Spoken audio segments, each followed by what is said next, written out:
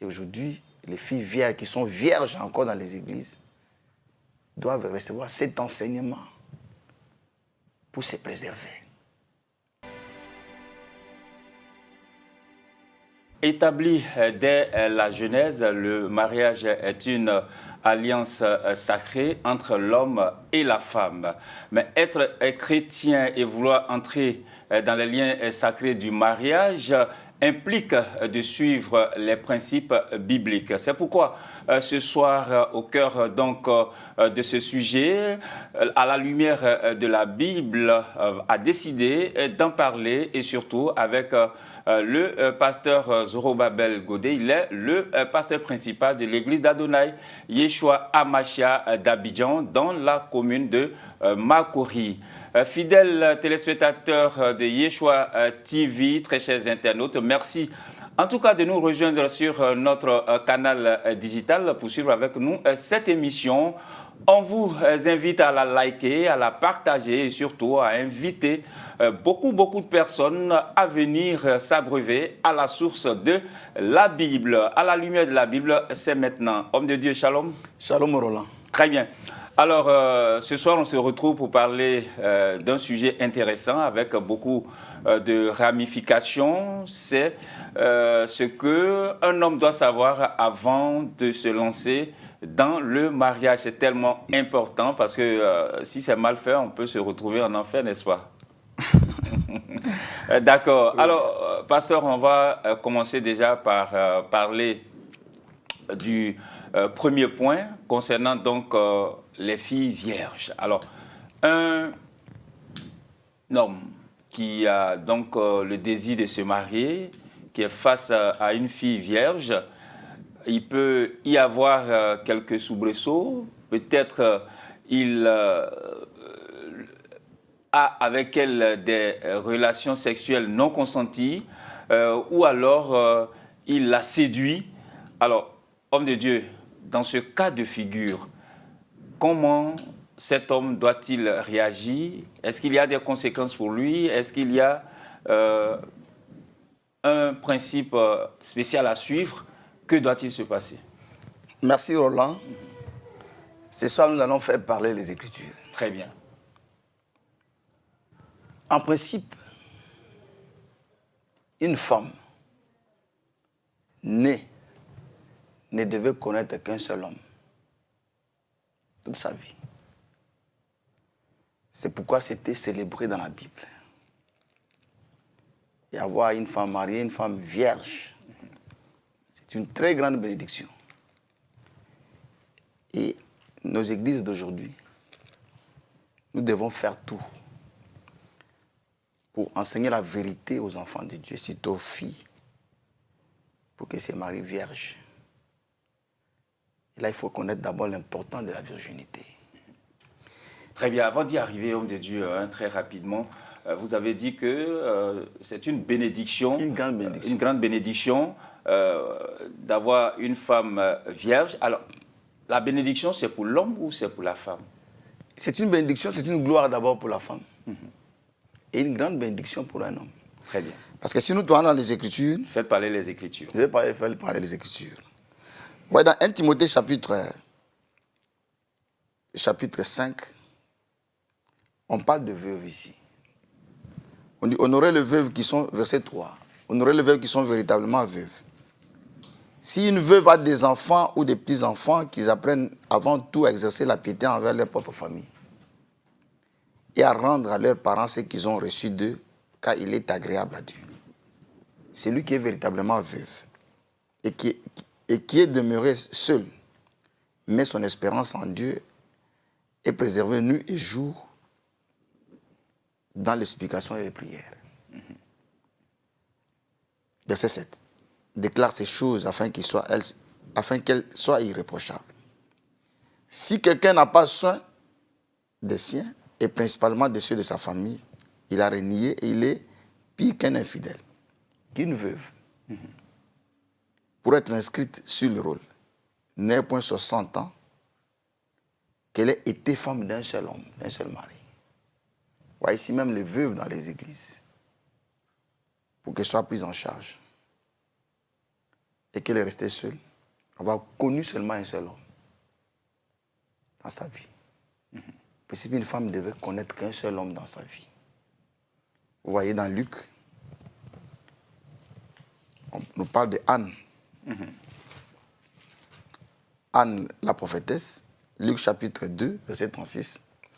Il y avait aussi une prophétesse, Anne, verset 36, fille de Panuel, de la tribu d'Azer. Elle était fort avancée en âge. Elle avait vécu 7 ans avec son mari depuis sa virginité. Depuis sa virginité. Et son mari est décédé. Donc être veuve, être vierge, aller dans un mariage vierge, c'est une grande bénédiction. Et même la dot d'une vierge, ce n'était pas n'importe quelle dot. Un homme qui trouve une vierge doit l'honorer avec une bonne dot. Il est écrit dans Cantique des Cantiques, chapitre 8, verset 8.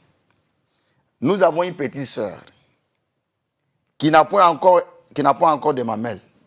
Que ferons-nous de notre sœur le jour où on la recherchera? Dans cette traduction, il est écrit, nous avons une petite sœur qui n'a pas encore de sein. Qu'allons-nous faire de notre sœur le jour où il s'agira de la marier? Si elle est solide, si elle est un mur, comme un mur de défense, nous bâtirons sur elle des tours d'argent pour la protéger.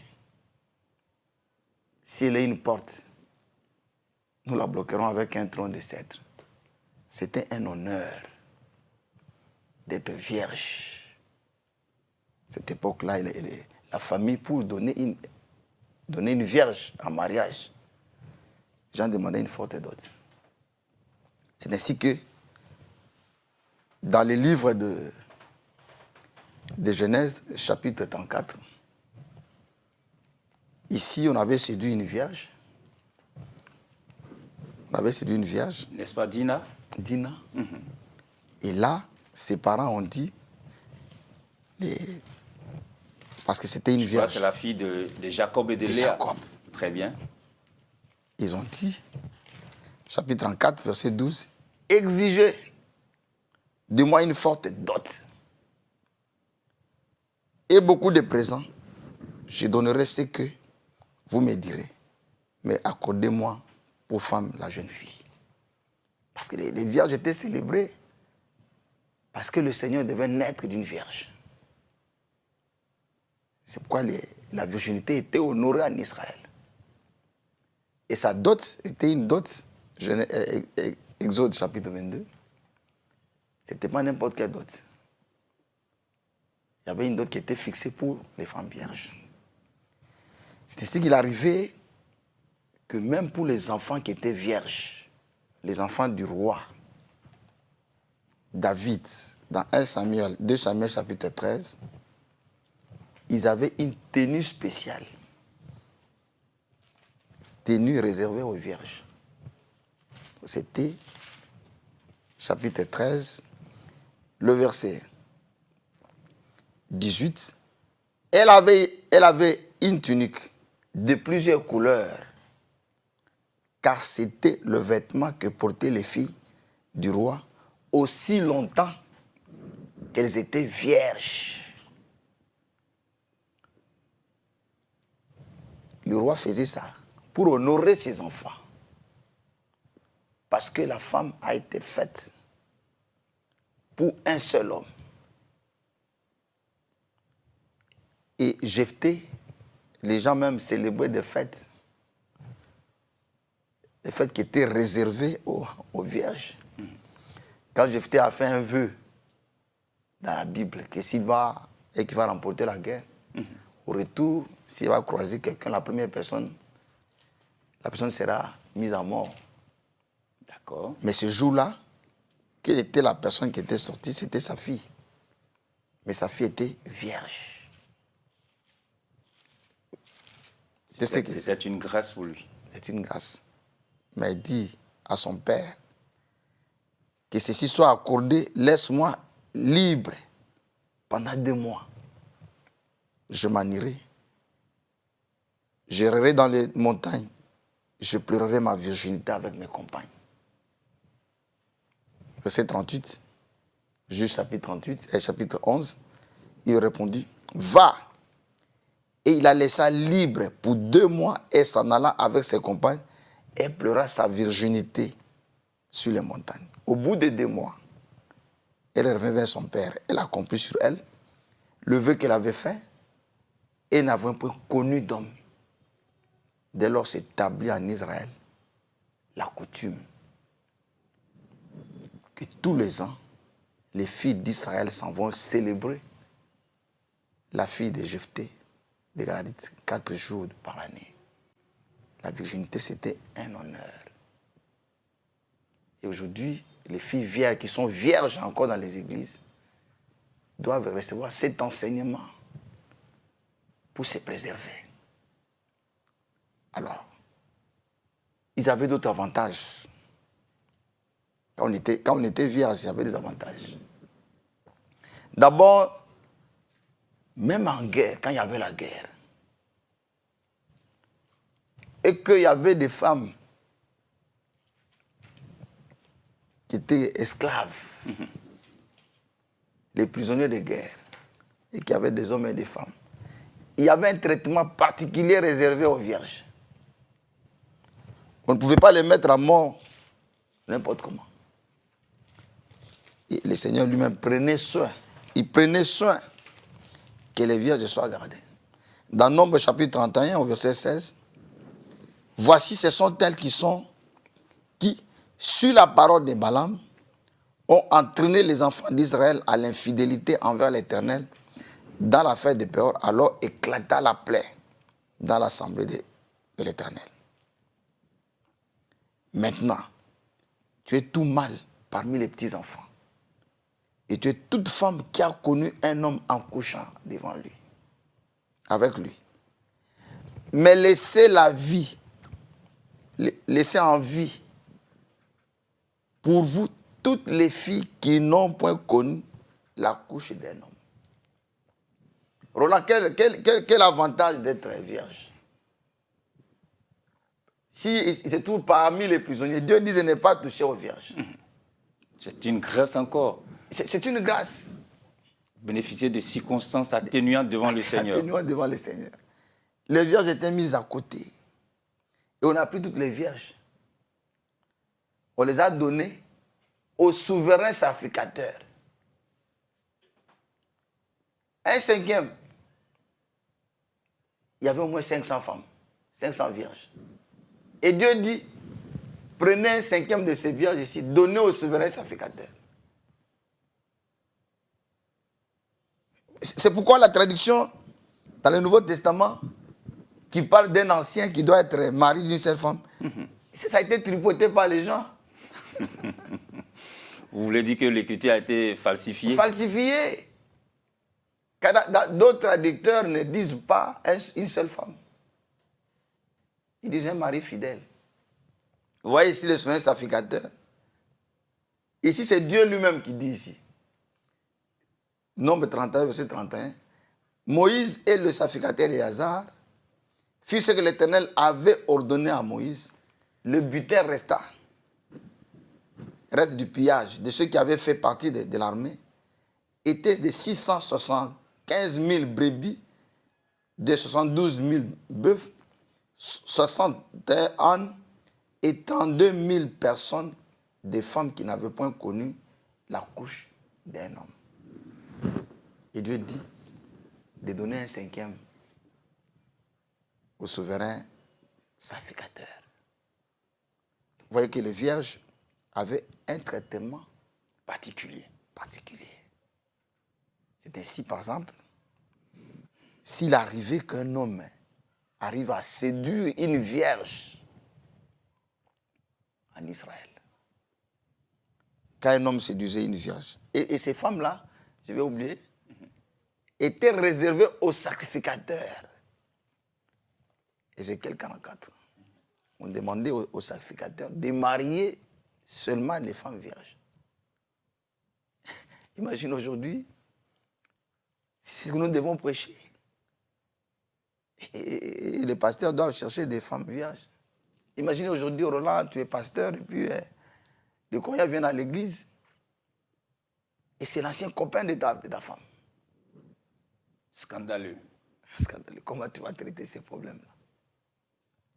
C'est pourquoi on leur a demandé de marier des femmes vierges. Ézéchiel 44, verset 20. Verset 21. Aucun sacrificateur ne boira du vin lorsqu'il entrera dans le parvis intérieur.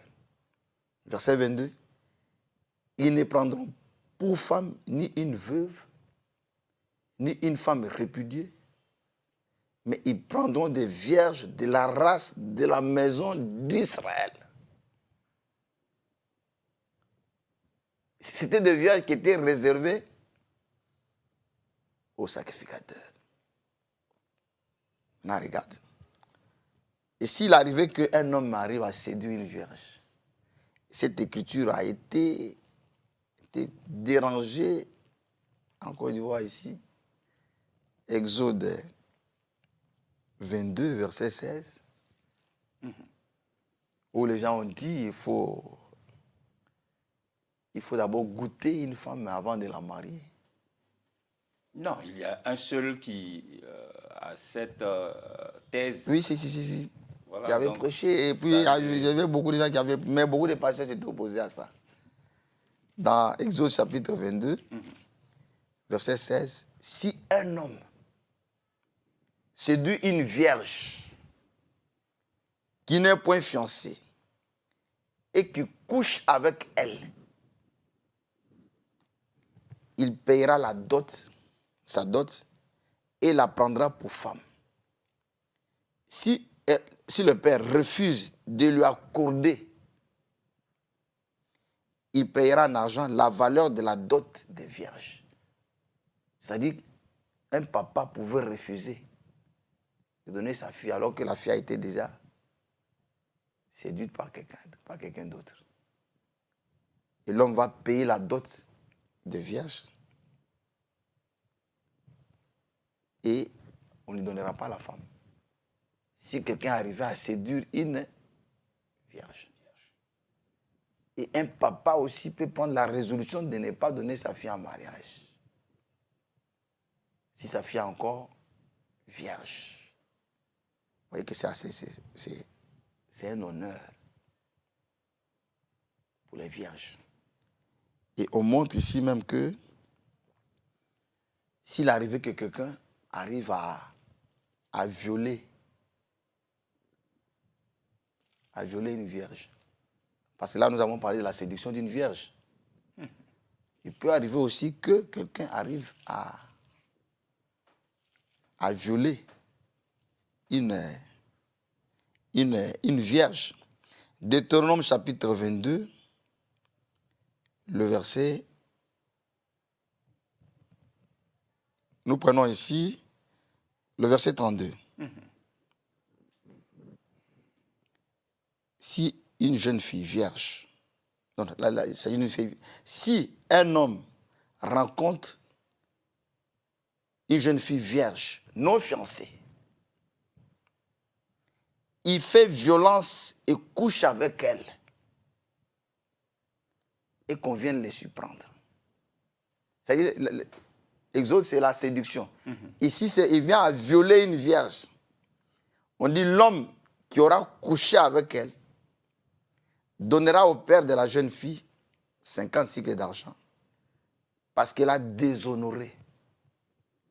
Il la prendra pour femme. Il ne pourra pas la renvoyer tant qu'il vivra. Il pourra la renvoyer tant qu'il vivra. Même s'il arrivait qu'elle fasse des bêtises. Pourquoi? Parce que c'est une vierge. C'est l'avantage qu'elle a. C'est l'avantage. Qui a été violée ici. Elle prendra pour femme et ne pourra pas la renvoyer tant qu'il vivra. Tant que cet homme va vivre. Il ne pourra pas renvoyer cette femme-là. Parce que c'est une vierge qui a été violée. La sanction aussi, vous voyez ici la sanction, tu ne peux pas la répudier. Et dans Deutéronome chapitre 22 toujours, au verset 13, quand on donnait une vierge en mariage, on devait l'accompagner avec un drap. Pour voir que le matin, on puisse voir le sang sur le lit. Et ici, dans Deutéronome chapitre 22, il est écrit ceci: s'il arrivait qu'un homme aussi arrive à dire des paroles criminelles sur une vierge, quelle était la sanction ici? Verset 13, Deutéronome 22, verset 13. Si un homme qui a pris une femme, qui est allé vers elle, éprouve ensuite de l'aversion pour sa personne, s'il lui impute des choses criminelles et porte atteinte à sa réputation en disant: j'ai pris cette femme vierge, j'ai pris cette femme, je me suis approché d'elle, je ne l'ai pas trouvée vierge. Alors, le père et la mère de la jeune femme prendront les signes de sa virginité et le produiront devant les anciens de la ville, à la porte. Le père de la jeune femme dira aux anciens: j'ai donné ma fille en mariage à cet homme. Il a pris en aversion. Il lui impute des choses criminelles en disant: je n'ai pas trouvé ta fille vierge, or voici les signes de la virginité de ma fille. Ils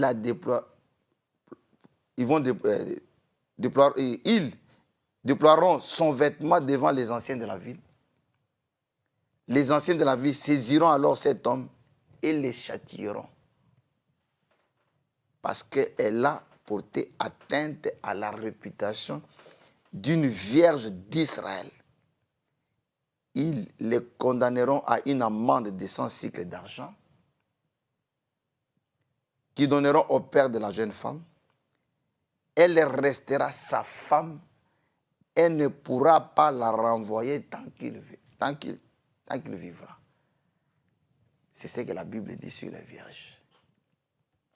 Nous avons dans le Nouveau Testament la naissance du Messie. L'ange n'est pas allé auprès de n'importe quelle femme. Elle est allée chercher la Vierge Marie. Et en tant qu'Église aujourd'hui, nous devons connaître aussi nos filles qui sont vierges. Les Églises doivent connaître les filles qui sont vierges. Vous voyez que dans le Nouveau Testament, nous voyons qu'il y avait un serviteur de Dieu, un évangéliste du nom de Philippe. Actes chapitre 21, la Bible dit, au verset 8, nous partîmes le lendemain et nous arrivâmes à Césarée, étant entrés dans la maison de Philippe l'évangéliste, qui était l'un des 7. Nous logeâmes chez lui. Il avait 4 filles vierges qui prophétisaient. Vous voyez, on connaissait ici que ces filles étaient vierges. Donc en Israël, la virginité était célébrée. C'est ce que nous pouvons dire sur les vierges pour encourager nos femmes, nos filles à demeurer vierges et aller dans les mariages de vierges. Ça sera une grande bénédiction, non pas seulement pour elles-mêmes, mais pour le mari qui va les épouser. Très bien. Alors, je pense que ces précieux conseils donnés à la lumière de la Bible ne sont pas tombés dans des oreilles de sourdes. Les jeunes filles sont donc encouragées à entrer dans les liens sacrés du mariage en étant vierges. Alors, homme de Dieu, on reste quand même un tout petit peu sur ce point-là encore. Vous avez cité de nombreux versets qui nous révèlent l'avantage qu'il y a pour la jeune fille à entrer dans le mariage vierge, et puis la bénédiction aussi qui rejaillit sur un homme qui a trouvé une telle vierge. C'est ça. Très bien. Quand la Bible déclare que celui qui a trouvé une femme a trouvé le bonheur, est-ce qu'elle fait la distinction entre une femme vierge et non vierge? Oui, celui qui a trouvé une femme, là il s'agit d'abord il y a des vertus qu'une femme doit porter. Très bien. Elle peut être vierge, mais ne pas avoir aussi des vertus de la féminité. Parce qu'il y a 3 vertus. Elle doit porter la vertu de la féminité, de la virginité, c'est-à-dire cette capacité de résister devant les hommes. La féminité, elle doit être réellement une femme. C'est-à-dire une femme soumise, obéissante, ainsi de suite. Et après, elle doit avoir la maternité. Celle qui sait faire le ménage, ainsi de suite. C'est ça, trouver une bonne femme. D'accord. Alors, quand on a fini d'entendre tout ce que vous avez dit, homme de Dieu, on est bien véritablement ancré dans les Écritures que vous avez citées. Alors, une autre question sur ce point précis. Alors, très souvent, les jeunes filles qui se préservent, qui veulent entrer dans les liens du mariage, il y a que soit elle n'a pas été violée, elle n'a pas connu d'homme, mais par des circonstances hasardeuses, hein, ça peut arriver, elle peut perdre la virginité. J'ai suivi par exemple un documentaire, une jeune fille à vélo, je crois, a perdu son hymen, sa virginité, parce qu'elle a fait une chute avec ce vélo. Est-ce que dans ce cas précis, la Bible, les Écritures lui tiennent rigueur? Elle a perdu la virginité. Elle a eu le choc. Elle a eu le choc en faisant le sport. Tout à fait. Je pense que ce cas, la Bible n'a pas encore traité un tel cas. D'accord.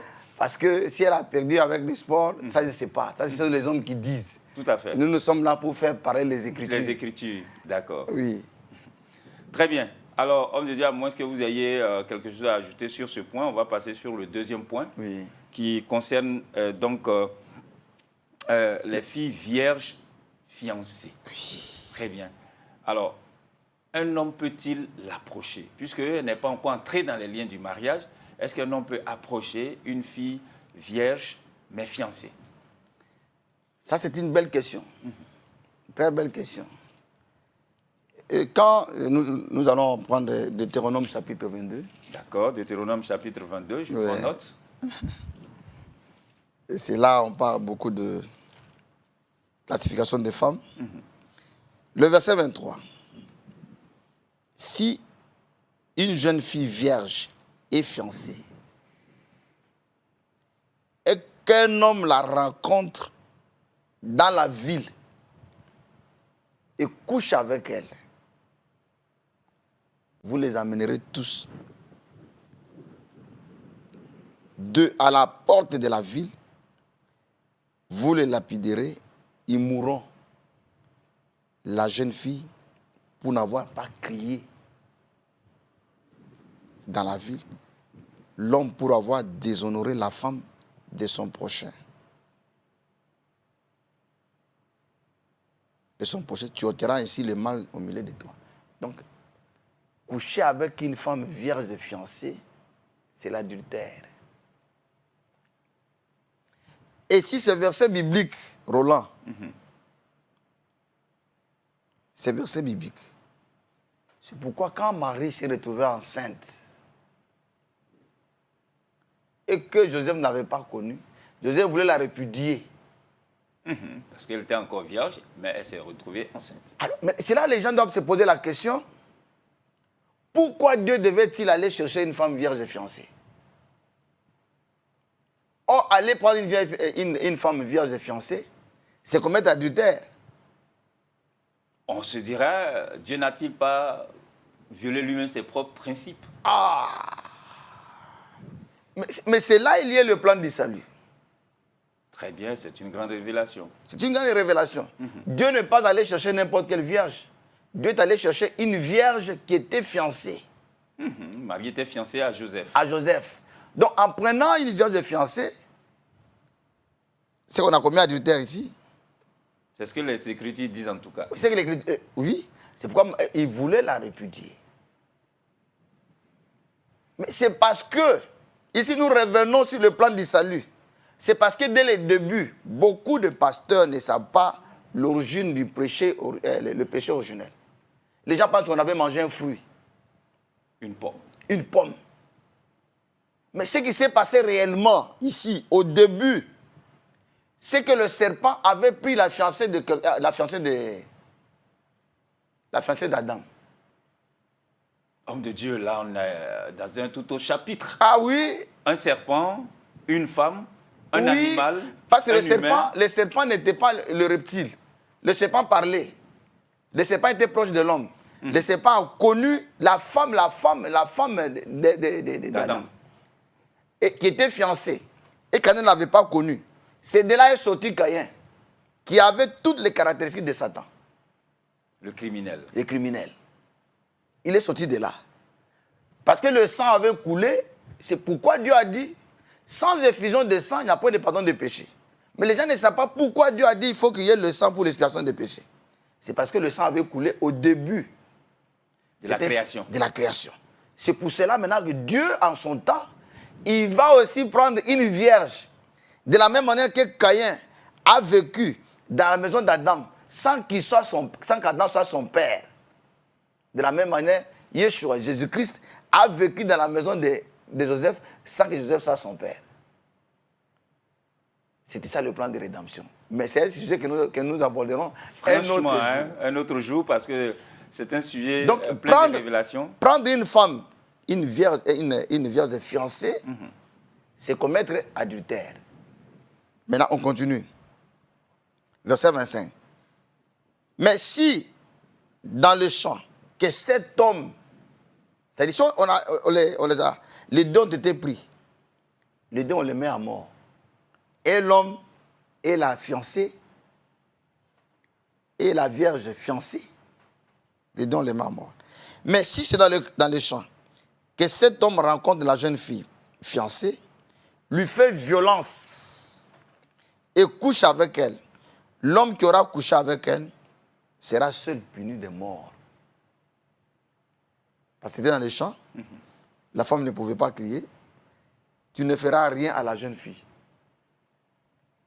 Elle n'est pas coupable d'un crime digne de mort, car elle a né de ce cas comme de celui où un homme se jette sur son prochain et lui ôte la vie. La jeune fille fiancée que cet homme a rencontrée dans les champs a pu crier sans qu'il y ait eu personne pour la secourir. Elle a pourtant crié. Elle a pourtant crié. Mais si elle n'a pas crié, c'est qu'elle était complice. C'est qu'elle était complice. Mais aujourd'hui, nous voyons même des fiancés qui ont les anciens amants et qui retournent. Une fois que tu es fiancé, si un homme s'approche d'une femme fiancée, dans ce cas-là, on parle de l'adultère. Donc là, nous avons fini le cas de vierges qui sont fiancés. Ils sont Et dans le fiancés. cas où il ne sait pas, homme de Dieu, qu'il l'approche, est-ce que la loi biblique, les principes bibliques lui tiennent rigueur? Parce que la femme, Dieu a donné à la femme le droit de dire oui ou de dire non. Très bien. Si elle est une vierge, elle va s'opposer. Elle va s'opposer parce qu'elle est déjà fiancée. Très bien. Alors, homme de Dieu, Oui. il y a maintenant le cas de la jeune fille non vierge, pour ne pas dire prostituée. Alors, le cas de la jeune fille non vierge, quand un bien-aimé l'approche en vue du mariage, est-ce que la Bible le lui interdit? Que dit la Bible à ce sujet? La Bible, il parle de ce cas. C'était une honte.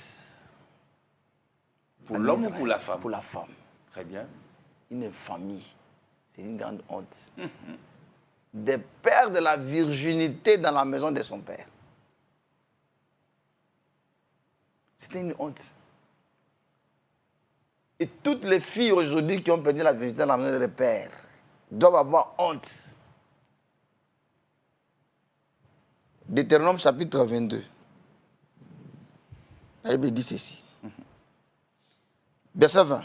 Si le fait est vrai, si la jeune femme ne s'est point trouvée vierge, on fera sortir la jeune femme à l'entrée de la maison de son père.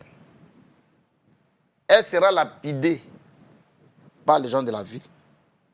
Elle mourra parce qu'elle a commis une infamie en Israël. en se prostituant dans la maison de son père, tu ôteras ainsi le mal du milieu de toi. Ça dit, se prostituer dans la maison de son père, c'est une honte. C'est pourquoi de telles femmes, s'ils ont trouvé grâce auprès d'une personne qui veut les prendre en mariage, la première des choses d'abord, c'est dire à cet homme-là qu'elles ne sont pas vierges et de se repentir. C'est ça le rôle de l'évangile. La repentance, c'est pour qui? Pour la jeune fille ou... Dire à cet homme, j'ai trouvé grâce devant toi, car selon la Bible, je ne devrais plus être marié. Parce que la femme, elle est faite pour un seul homme. Je ne devrais plus être marié. Mais comme tu es venu vers moi, voici mon état. Je ne suis pas vierge. Et si l'homme accepte, moi, je vais te prendre tel quel. Elle a trouvé grâce, cet homme-là. Mais elle ne sera jamais justifiée, elle ne reviendra plus vierge. Parce qu'elle a fait une famille en Israël. La prostitution était une très mauvaise chose. Dans Deutéronome chapitre 23, verset 17, il n'y aura aucune prostituée parmi les filles d'Israël. Il n'y aura aucun prostitué parmi les filles d'Israël. Vous voyez, ici, on parle et des hommes et des femmes. Les hommes qui connaissent les femmes alors qu'ils sont encore chez leurs parents. C'est une infamie aussi. Oui, c'est une infamie aussi. Parce que la Bible, dans Genèse, on dit l'homme quittera son père et sa mère et s'attachera à sa femme. À sa femme. Et les deux formeront une seule chair. Les deux formeront une seule chair. Cela veut dire, avant de coucher avec une femme, l'homme doit quitter d'abord ses parents. Très souvent même, ils prennent la femme, ils viennent s'asseoir chez leurs parents. Non. C'est encore plus grave. Il doit se séparer de son père et de sa mère pour aller s'attacher à sa femme. S'attacher à sa femme. À sa femme. S'attacher veut dire quoi? Coucher avec elle. C'est ce que ça veut dire. Ça n'a pas une autre signification. Ce n'est pas la signification que les gens donnent. Mais est-ce que ce n'est pas de là est parti, il faut goûter avant d'épouser? Non. Parce que Adam, avant qu'il s'attache à sa femme, c'est Dieu qui a donné à Adam la femme. Il faut le mariage. Il faut que la femme... Et qui marie, c'est le père qui donne sa fille en mariage. C'est dans 1 Corinthiens chapitre 7. C'est le père qui donne sa fille en mariage. Et l'homme maintenant va connaître la femme. Mais qu'est-ce qu'Adam a dit? Voici, cette fois-ci, l'os de mes os, la chair de ma chair. Et chair de ma chair. Mais là même, il dit voici l'os. Donc la femme est un os. Ah, mais lui, il avait assez d'os. C'est sa côte qui a été prise pour la femme. Ah, cela veut dire que dans l'homme, il y avait déjà la polygamie. Parce que l'homme avait beaucoup d'os. Il avait beaucoup d'os. Et il dit, voici l'os de mes os. Donc l'os a fait une femme. Oh, il avait beaucoup d'os. Donc Dieu pouvait faire sortir de chaque os une femme. Et tu comprends, Roland? Mais c'est profond parce que ça... Mais l'homme de Dieu, il a choisi de sortir une seule côte. Si Dieu voulait que l'homme ait plusieurs femmes, il lui aurait sorti 2, 3, 4, 5 côtes. Oui, parce que là, au commencement, tous les êtres vivants qui étaient au commencement, tous les êtres vivants, que ce soit les animaux, il n'y avait que... Une paire. Une paire. Un mâle, une femelle. Une femme, un homme. Oui, mais ceux-là qui étaient au commencement ne sont pas nés par le sexe. Donc le sexe a mis fin au commencement. Le sexe a mis fin au commencement. Et c'est là il y a le grand mystère parce que Dieu, en créant l'homme, en créant la femme, Dieu a créé la femme, a formé la femme différemment de l'homme. Et même la femelle chez les... la femme la femelle chez les humains. La femelle est différente des femelles des animaux. Quand vous voyez un coq avec une poule, si vous les mettez ensemble, qui est joli, qui est beau? C'est le coq. C'est le coq. Mais chez les hommes, on a fait le contraire. Chez les hommes, c'est la femme qui est belle par rapport à l'homme. C'est pourquoi Yeshua n'était pas un bel homme.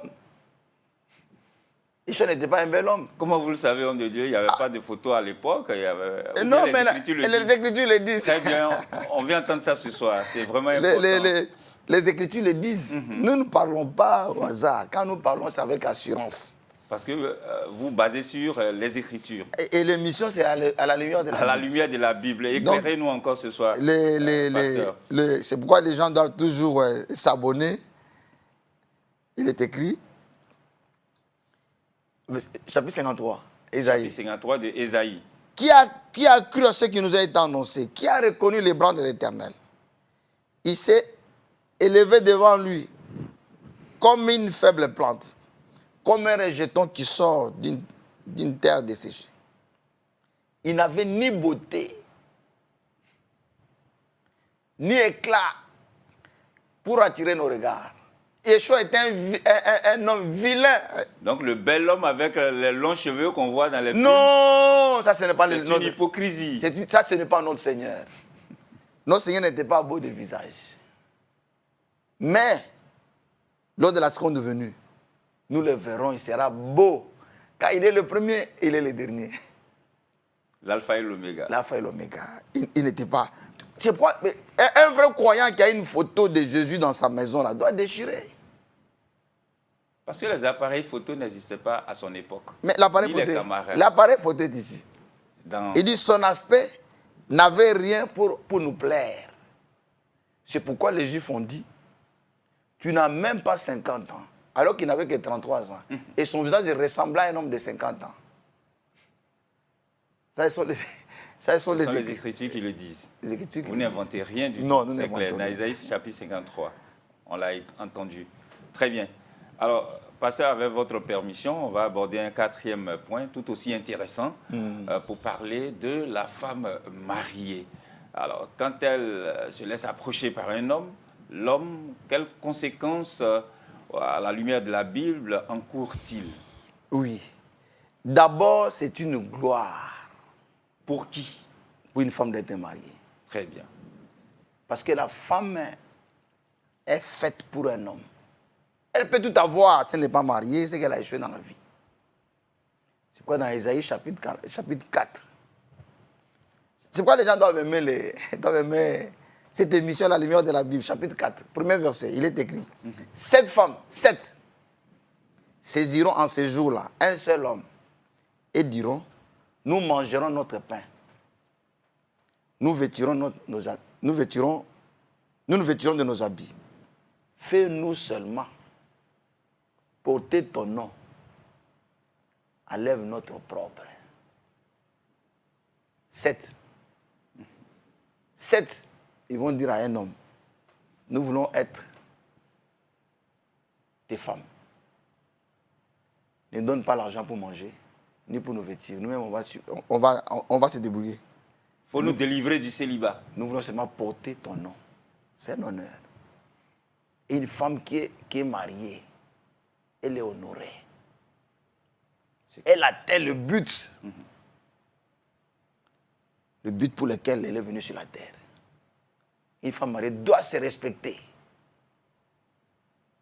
C'est pourquoi elle est écrite dans Exode chapitre 20, dans les commandements. Dans les commandements, tu ne commettras point adultère. Tu ne commettras point adultère. Et là, le Seigneur donne 2 commandements au sujet d'une femme. Tu ne commettras point d'adultère. Donc tu ne prendras pas la femme de ton prochain.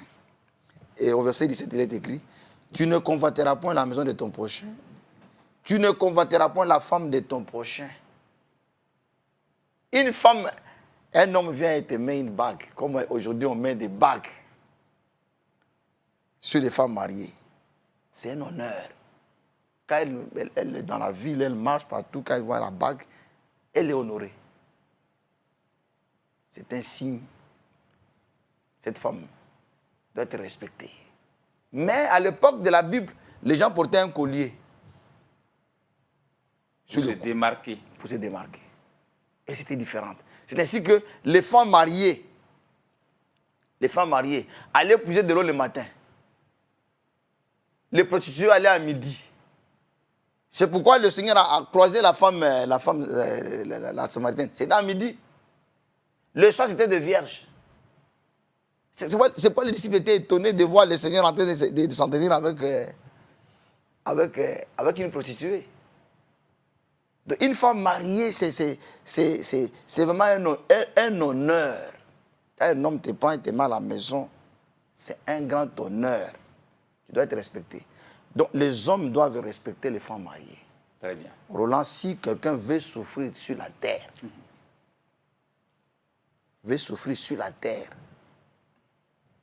que cet homme-là commette adultère. Tu vivras des temps difficiles sur la terre ici. Des temps difficiles. C'est écrit dans Proverbe. Nous, on fait parler les Écritures. Tout à fait. Hein? C'est pour ça que nous sommes là. C'est une très belle émission. En tout cas, on est tout oui. On est curieux d'entendre ce que les Écritures disent. Il est écrit, verset 27, Proverbe 6, verset 27. Quelqu'un mettra-t-il du feu dans son sein sans que ses vêtements s'enflamment? Quelqu'un marchera-t-il sur des charbons ardents sans que ses pieds soient brûlés? Il en est de même pour celui qui va vers la femme de son prochain.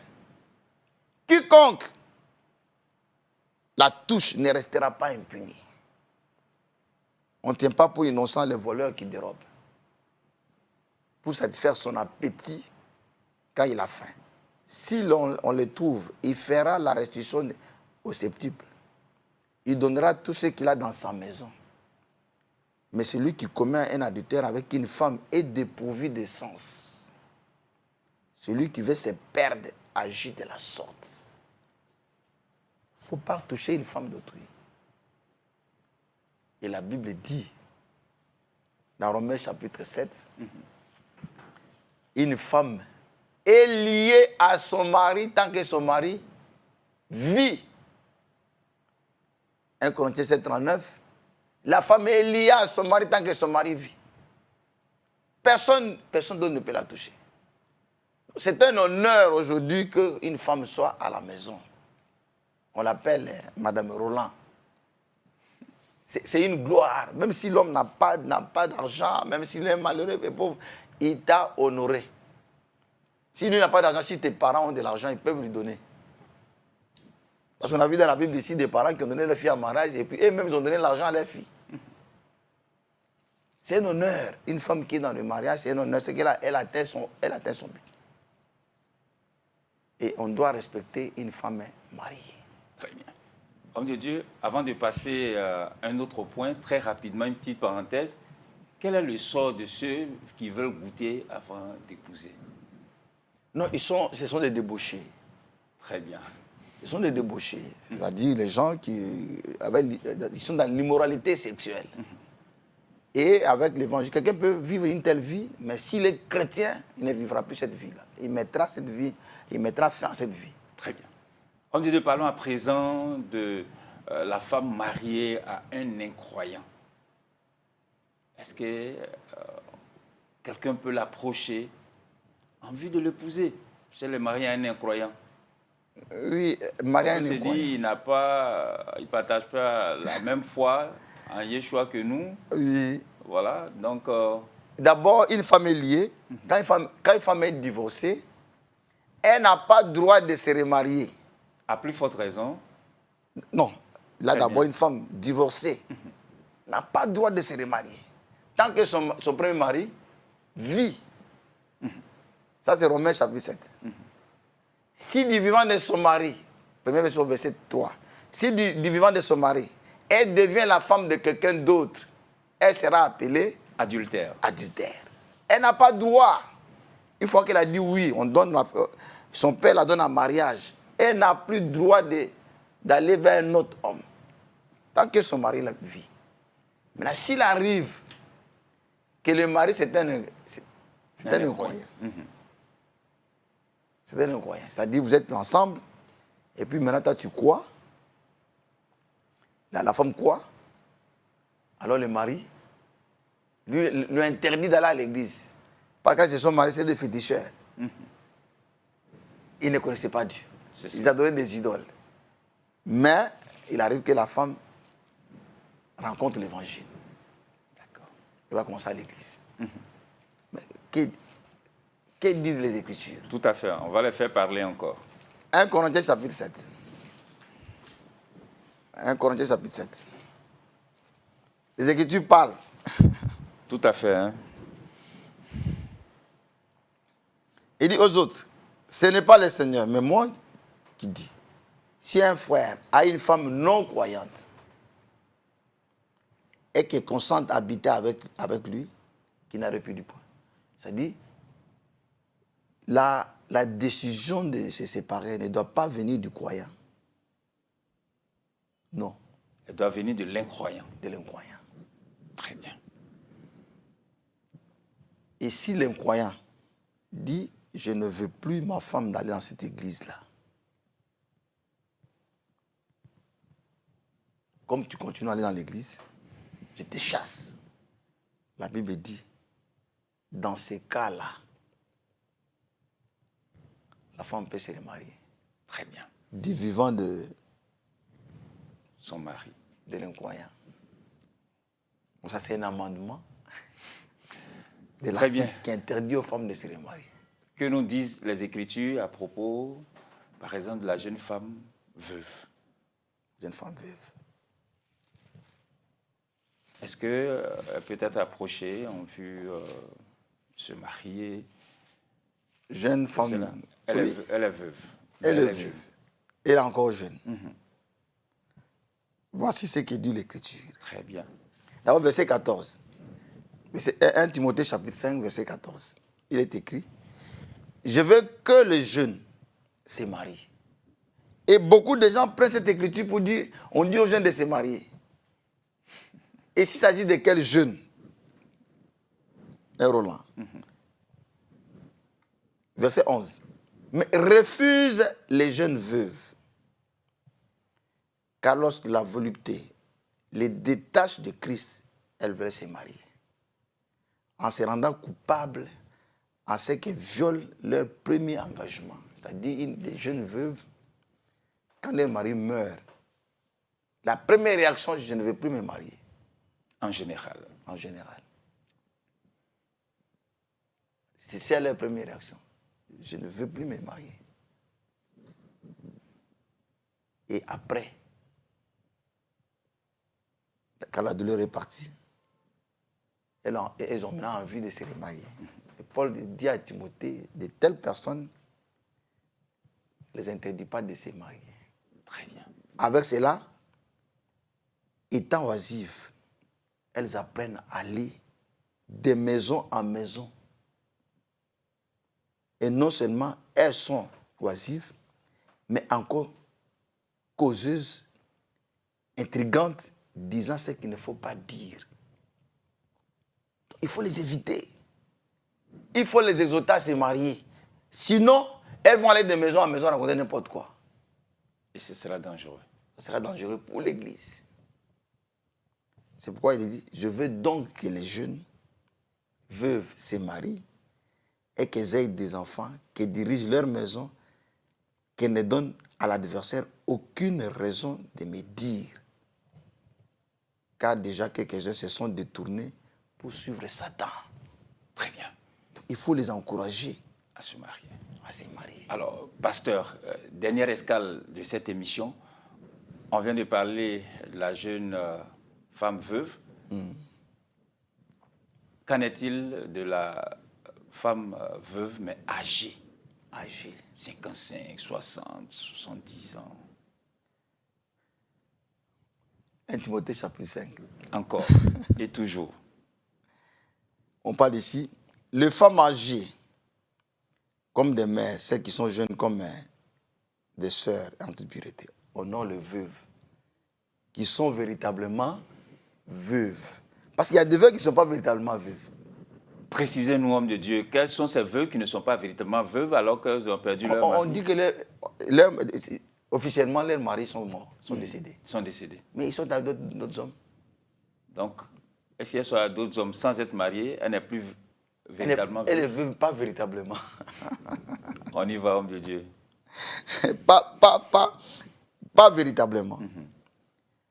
Maintenant, on dit, celle qui est véritablement veuve et qui est demeurée toute seule, met son espérance en Dieu et persévère nuit et jour dans la simplicité et les prières. Et la Bible dit, déclare ces choses afin qu'elles soient irréprochables. Verset 9.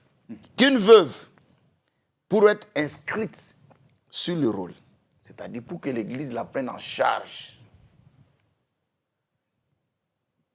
n'est pas moins de 60 ans.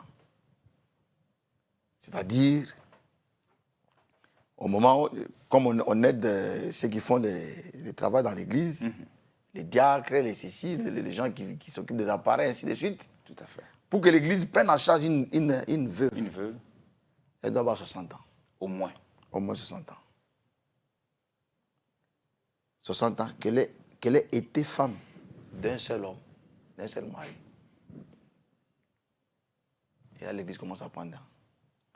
Et c'est des femmes qui sont déjà âgées. On leur demande d'apprendre aux jeunes filles d'aimer leur mari. Parce qu'une femme, quelqu'un peut donner sa fille en mariage à quelqu'un sans que la personne l'aime, sans que sa fille aime. Un père peut prendre sa fille dans la Bible et dire, bon, Roland, je te donne ma fille en mariage. Mais quand peut-être la fille n'a pas aimé le monsieur, peut-être le monsieur a fait Des dons, ou bien a fait... grosses dots. Pas seulement grosse dot.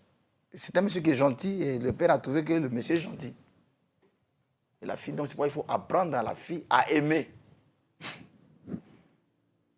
À aimer son mari.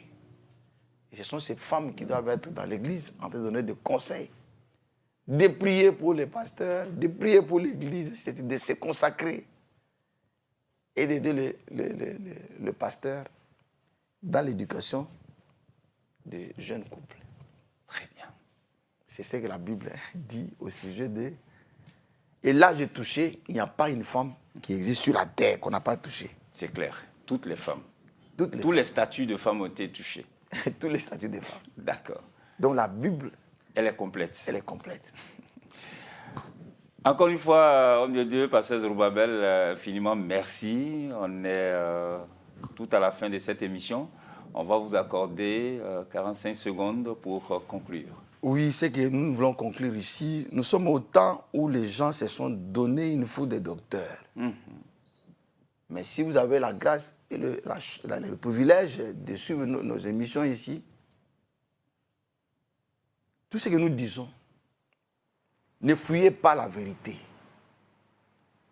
Après chaque émission, confrontez avec les Écritures. Si vous avez des questions, vous nous écrivez. Là, vous n'avez pas compris, nous sommes là pour vous, pour pouvoir répondre et pouvoir éclairer. Nous leur demandons seulement d'aimer nos émissions, d'aimer Yeshua TV, de soutenir cette chaîne. Elle est à la disposition des enfants de Dieu pour le retour du Seigneur. Car le Seigneur viendra chercher une épouse irréprochable, Sans tache. sans tache ni ride. Que Dieu bénisse tous les téléspectateurs. Que les riches bénédictions puissent les accompagner et que les shalom dans leur maison. Amen. Amen. Voilà, très chers internautes, très chers téléspectateurs de Yeshua TV, merci encore une fois de plus de nous avoir tenu compagnie tout au long de ces 60 minutes d'entretien avec le pasteur Zorobabel. À la lumière de la Bible pour aujourd'hui, c'est la fin, c'est ici que l'on s'arrête, mais je vous le promets, on va revenir sur un sujet que le pasteur a survolé concernant la postérité d'Adam et d'Ève. Hein. Voilà, ça sera une émission tout aussi intéressante que les précédentes. Merci de votre aimable attention. Que Dieu vous bénisse. Merci à toute la régie qui s'est mobilisée pour cette émission. En tout cas, on se retrouve jeudi prochain, même heure, 20h. Ne vous déconnectez surtout pas parce que sur Yeshua TV, les programmes s'enchaînent. Shalom chez vous.